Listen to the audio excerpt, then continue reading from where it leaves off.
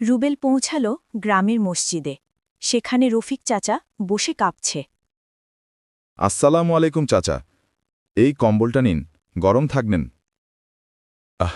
আল্লাহ তোমারে রহম করুক বাবা, তুমি তো ফেরেশতার মতো এসেছ। না চাচা, আমি মানুষ মাত্র। মানুষের ঠান্ডা কমাতে পারলেই আল্লাহ খুশি হন। রাতে রফিকের ঘরে আজ আগুন জ্বলছে। নিতা কম্বলের নিচে ঘুমাচ্ছে, আর রফিক তাকিয়ে আছে আকাশের দিকে। আল্লাহ, আজ আমার মেয়ে ঠান্ডায় কাঁপছে না। তুমি সেই শহরের ছেলেটার মঙ্গল করো